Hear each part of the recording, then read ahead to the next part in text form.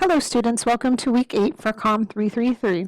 This is oral interpretation, and this week we are wrapping up some general housekeeping items within the course that we need to address before completing assignments. If you look at the week 8 agenda, you'll see that we're reading chapter 9, which is performing technologies. We're watching a couple of videos that relate to chapter 9 content as well as looking at some oral interpretation videos. In addition, you're completing your last weekly review number 8, and submitting your critical assignment by Friday. Do keep in mind that the weekly review is due on Sunday and the critical assignment is due on Friday, so make sure you plan accordingly. Weekly review number 8 requires you to write a reflective essay that compares and contrasts as well as discusses the role of rhetoric and oral interpretation. It asks you to look at some of the things that we've seen within the course and within the course writings about oral interpretation.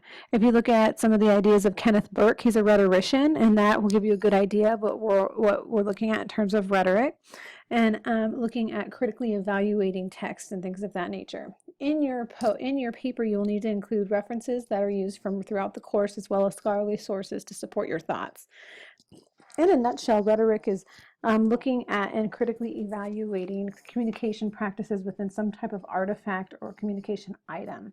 So if we're looking at that from an oral interpretation performance perspective, rhetoric has a huge role because it's the analytical and the analysis portion of completing an oral interpretation. If you look at the critical assignment, this is where we're actually writing it. Last week you outlined it and you created an outline for that. Now you're actually going to write the 5 to 7 page paper about the theory you've selected utilizing your outline.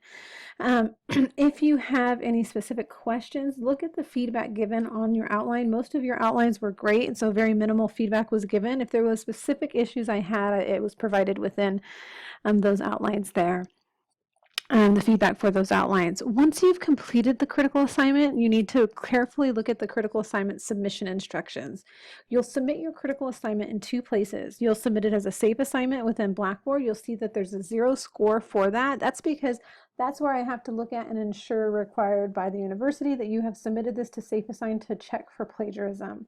Your SAFE Assign originality report needs to be less than 30%. If it comes back higher, look and see what comes out of that report.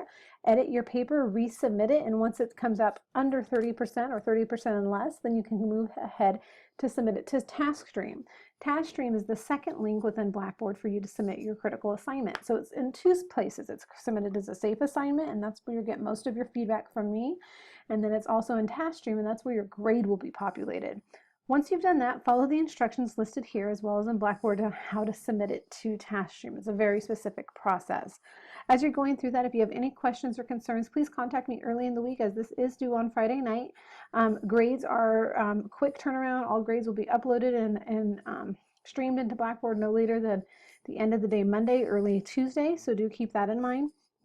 Just to recap, like I said, we're reading chapter 9, Performing Technologies. We're watching 2 videos as well as completing weekly review number 8 and critical assignment that's due on Friday. Additionally, if you complete the course evaluation, students in the course, if we have a 90% completion rate, meaning 90% of you complete that survey, everybody in the class will be given 10 extra credit points. So please work towards completing that. If you have any questions or concerns with me about the course, now is a good time to kind of address those so I can figure out, so we can kind of wrap up some of those formal things. Other than that, I look forward to interacting with you this week, and have a blessed week.